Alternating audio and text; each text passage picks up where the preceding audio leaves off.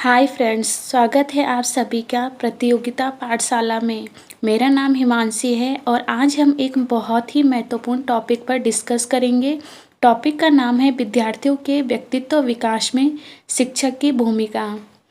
तो इस वीडियो में मैं आपको कुछ इम्पॉर्टेंट एमसीक्यूज़ के साथ उनके विस्तृत आंसर भी बताऊंगी जो आपके एग्ज़ाम की तैयारी में बहुत हेल्प करेंगे। तो फ्रेंड्स, वीडियो को लास्ट तक ज़रूर देखें और इसे अपने दोस्तों के साथ भी शेयर करें ताकि उनको भी इस चीज़ का फ़ायदा मिल सके। पहला क्वेश्चन है फ्रेंड्स आपका, विद्यार्थियों के व्यक्तित्व विकास में शिक्षक की भूमिका क्या होनी चाहिए? केवल विषय को पढ़ाना चाहिए? बी ऑप्शन है छात्रों को प्रेरित करना चाहिए। सी ऑप्शन है छात्रों पर दबाव बनाना और डी ऑप्शन दिया है केवल परीक्षा में अच्छे अंक लाने पर ध्यान देना। तो देखिए फ्रेंड्स, शिक्षक को अपने शिक्षण के माध्यम से विद्यार्थियों को हमेशा प्रेरित करते रहना चाहिए ताकि बच्चे जो है आत्मविश्वास, सोचने की क्षमता और अपने लक्ष्यों को प्राप्त कर सकें।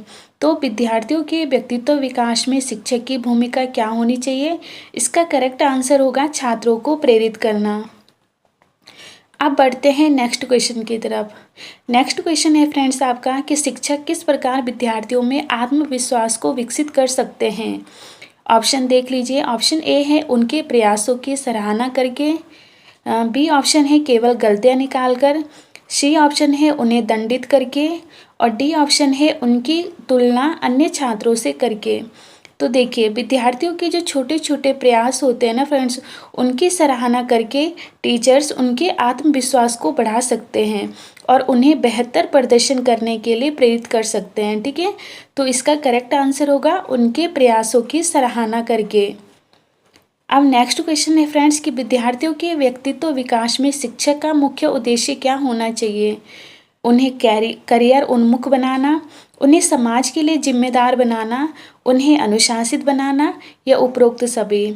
तो देखिए फ्रेंड्स, शिक्षक का उद्देश्य विद्यार्थियों को न केवल करियर उन्मुख बनाना बल्कि उनको समाज के प्रति जिम्मेदार और अनुशासित नागरिक बनाना भी होता है। तो इसका करेक्ट आंसर हो जाएगा फ्रेंड्स आपका ऑप्शन डी, उपरोक्त सभी। अब नेक्स्ट क्वेश्चन की तरफ बढ़ते हैं। नेक्स्ट क्वेश्चन है विद्यार्थियों के भावनात्मक विकास में शिक्षक की भूमिका कैसे होनी चाहिए? संवेदनशील और सहायक होनी चाहिए या फिर कठोर और अनुशासनात्मक होनी चाहिए या फिर आलोचनात्मक होनी चाहिए या उपेक्षात्मक होनी चाहिए?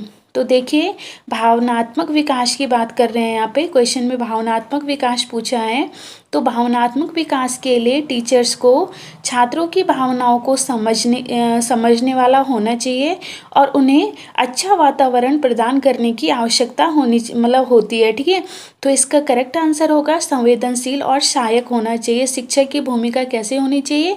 संवेदनशील और सहायक प्रकृति की होनी चाहिए।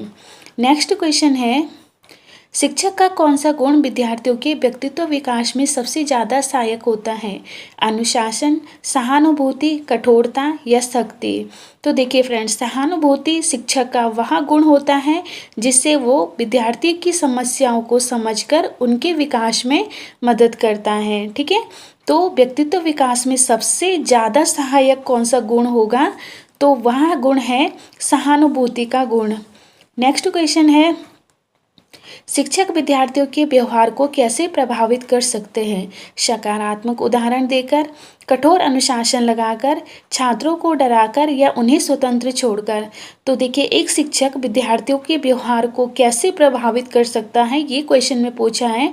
तो इसमें करेक्ट आंसर जो होगा फ्रेंड्स, सकारात्मक उदाहरण देकर, क्योंकि शिक्षक अपने आचरण और व्यवहार से विद्यार्थियों के लिए एक मॉडल, एक आदर्श बन सकते हैं। ठीक है, तो इसका करेक्ट आंसर ऑप्शन ए हो जाएगा। अब नेक्स्ट क्वेश्चन है कि शिक्षक किस प्रकार विद्यार्थियों में नैतिक मूल्य को विकसित कर सकते हैं? नैतिक कहानियाँ सुनाकर, व्यक्तिगत उदाहरण देकर, समूह गतिविधियों के माध्यम से, और ऑप्शन डी है उपरोक्त सभी। तो शिक्षक किस प्रकार से विद्यार्थियों में नैतिक मूल्य विकसित कर सकते हैं? तो देखिए फ्रेंड्स, नैतिक कहानियाँ, व्यक्तिगत उदाहरण, समूह गतिविधियाँ, ये तीनों ही क्या करती है, विद्यार्थियों में नैतिकता और जिम्मेदारी विकसित करने के ये प्रभावी तरीके होते हैं। तो इसका करेक्ट आंसर हो जाएगा ऑप्शन डी उपरोक्त सभी। अब बढ़ते हैं नेक्स्ट क्वेश्चन की तरफ। विद्यार्थियों के रचनात्मक विकास में शिक्षक की भूमिका क्या है? उनकी आलोचना करना, उनके विचारों को प्रोत्साहित करना, उन्हें एक जैसा बनाना या केवल पाठ्यक्रम पर ध्यान देना। तो विद्यार्थियों के रचनात्मक विकास में शिक्षक की भूमिका कैसी होनी चाहिए? शिक्षक को विद्यार्थियों के नए और रचनात्मक विचारों को प्रोत्साहित करना चाहिए ताकि उनकी रचनात्मकता विकसित हो सके। तो इसका करेक्ट आंसर हो जाएगा ऑप्शन बी, उनके विचारों को प्रोत्साहित करना।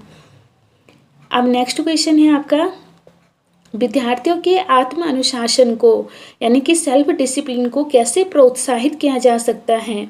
उनके प्रयासों की प्रशंसा करके या फिर उनको सजा देकर? सी ऑप्शन है केवल नियमों पर जोर देकर और डी ऑप्शन है उनकी आलोचना करके। तो विद्यार्थियों के आत्म अनुशासन को कैसे प्रोत्साहित किया जा सकता है? आत्म अनुशासन को प्रोत्साहित करने के लिए सकारात्मक सुदृढ़ीकरण सबसे इफेक्टिव तरीका है, ठीक है। तो उनके प्रयासों की प्रशंसा करके विद्यार्थियों के आत्म अनुशासन को प्रोत्साहित किया जा सकता है। तो ऑप्शन ए इसका करेक्ट हो जाएगा। नेक्स्ट क्वेश्चन है, विद्यार्थियों के व्यक्तित्व विकास में शिक्षक का सबसे बड़ा योगदान क्या होता है? पाठ्यक्रम पूरा करना, एक आदर्श प्रस्तुत करना, परीक्षा में पास करवाना या केवल निर्देश देना? तो देखिए, विद्यार्थियों के व्यक्तित्व विकास की बात कर रहे हैं तो इसमें शिक्षक का सबसे बड़ा योगदान जो होता है वह है एक आदर्श प्रस्तुत करना। शिक्षक का सबसे बड़ा योगदान छात्रों के लिए रोल मॉडल यानी आदर्श बनना होता है जिससे कि वो सही रास्ते पर चल सके, ठीक है फ्रेंड्स। अब नेक्स्ट क्वेश्चन की बात करते हैं, विद्यार्थियों के नेतृत्व कौशल को कैसे बढ़ाया जा सकता है? ऑप्शन देख लीजिए, समूह कार्यों के द्वारा, केवल कक्षाओं में पढ़ाकर, कड़ी आलोचना के द्वारा, ऑप्शन डी है व्यक्तिगत बातचीत के द्वारा। तो देखिए, विद्यार्थियों के लीडरशिप कौशल को अगर बढ़ाना है तो कैसे बढ़ाया जा सकता है? समूह कार्यों के द्वारा, ठीक है। शिक्षक का मुख्य उद्देश्य क्या होना चाहिए कि छात्रों के सर्वांगीण विकास के साथ साथ उन्हें समाज के लिए भी जिम्मेदार नागरिक बनाना होता है, ठीक है फ्रेंड्स। अब नेक्स्ट क्वेश्चन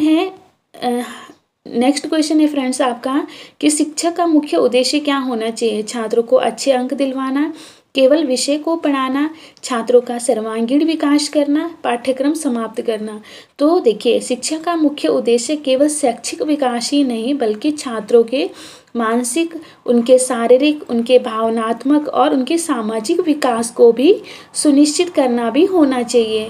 तो शिक्षक का मुख्य उद्देश्य इसमें जो सही आंसर है फ्रेंड्स वो कौन सा होगा? छात्रों का सर्वांगीण विकास करना होगा, ठीक है।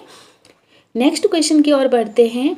नेक्स्ट क्वेश्चन है आपका कि विद्यार्थियों में आत्म प्रेरणा कैसे बढ़ाई जा सकती है? छात्रों की आलोचना करके या फिर उनकी सफलताओं को मान्यता देकर, उन पर दबाव डालकर या सजा देकर? देखिए, विद्यार्थियों में आत्म प्रेरणा कैसे बढ़ाई जा सकती है? जब शिक्षक छात्रों की उपलब्धियों को पहचानते हैं और उनकी सराहना और उनकी प्रशंसा करते हैं तो यह उनकी आत्म प्रेरणा को बढ़ाने का एक अच्छा तरीका होता है, प्रभावी तरीका होता है, ठीक है फ्रेंड्स। तो इनकी सफलताओं को अगर मान्यता दी जाए तो उनमें आत्म प्रेरणा की भावना को बढ़ाया जा सकता है। तो ऑप्शन बी इसमें करेक्ट हो जाएगा। नेक्स्ट क्वेश्चन है, समस्या समाधान कौशल के विकास में शिक्षक कैसे मदद कर सकते हैं? समस्याओं को अनदेखा करके, तर्कसंगत सोच और विश्लेषण को सिखाकर, हर समस्या का समाधान स्वयं देकर या छात्रों को उनके हाल पर छोड़कर? तो देखिए, समस्या समाधान कौशल के विकास में एक टीचर कैसे मदद करते हैं?